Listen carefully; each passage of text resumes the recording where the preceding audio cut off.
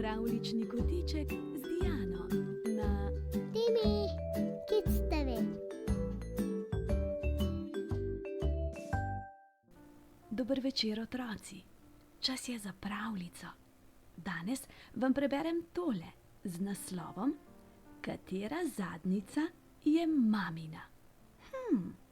A gremo ugotavljati skupaj? No, pa pejmo.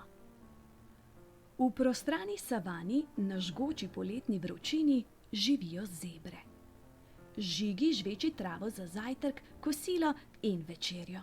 Je najboljši v iskanju, trganju in žvečenju vsega, kar se da pojesti. Včasih je v njihovi čredi prava gneča. Toliko črno-belih črt. Težko se je znajti med vsemi. Žigi ve, kakšen je vzorec črt na mamini zadnjici, zato se mu ni treba bati, da se bo izgubil. Potem pa je nekega dne, ko je iskal nekaj za podzob, zagledal prečudovit šop trave. Ta trava je videti tako sladka in sočna, si je rekel in ugriznil. Toda na svojo grozo je ugriznil v rep zebre, ki je začela glasno kričati. Bežite, bežite, bežite! Lev me je ugriznil, avč! Ne, jaz sem jo ugriznil, je ves obupan skušal pojasniti Žigi. Toda zebre so se prestrašile in se pognale v dir. Ne da bi hotel, je Žigi povzročil strašanski stampedo. Zebre so se pognale v dir, flamingi so vzleteli, opice so se pognale na drevo, povodni konji so bežali, jastrebi so vreščali in surikate so cvilile na vso moč. Žigi je žalosten ugotovil, da je ostal sam. Zaradi mene so se vsi razbežali.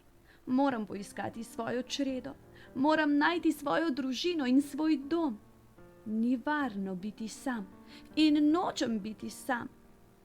Potem je pomislil, dokler poznam vzorec črt na mamini zadnjici, bom našel tudi pot domov.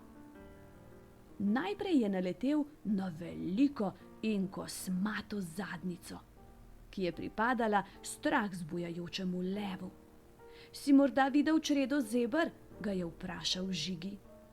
Ne, toda če jo najdeš, mi sporoči, je zarenčal lev. Potem je ob reki zagledal ogromno in gladko zadnjico, ki je pripadala povodnemu konju. Je morda moja družina prečkala reko? Je vprašal Žigi. Ne, preveč sem zaposlen, da bi koga opazil, je rekel povodni konj in ga poškropil z vodo.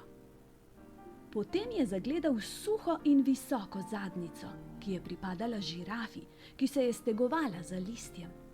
Zadnjica njegove mame ni bila takšna. S tako velike višine si zagotovo videla mojo družino, je rekel Žigi.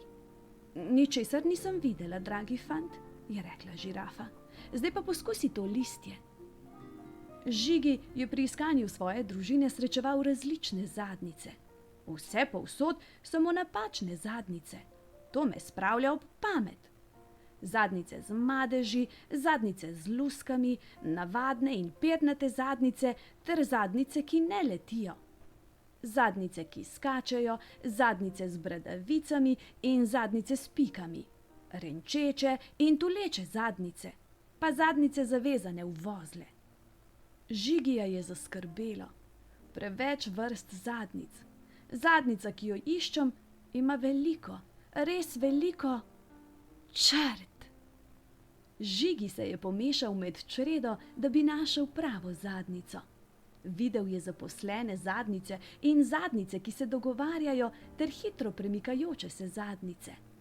Potem mu je od lakote zakrulilo v trebuhu. Opazil je zaplato trave, ki se mu je zdela sočna in slastna. Kje pa si bil, Žigi? Povsod sem te iskala. Mama, našla si me. Bil sem na poti domov, prisežem. Znašel sem se sredi zmede, ko so vsi bežali. Čreda je bila daleč stran. No, zdaj si na varnem. Spraševala sem se že, kje bi lahko bil, ampak sem nekako slutila, da ne moreš biti daleč. No, zdaj pa je čas za kosilo. Konec dober, vse dobro pravijo.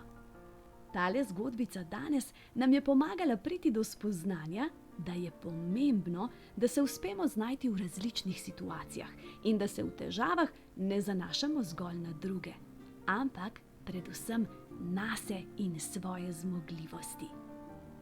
In s to mislijo vas bom danes pospremila spat. Zato hitro oči zaprite, z mehko dekico se pokrite, mene pa v svojem srčku skrite. Objem, poljubček in lahko noč.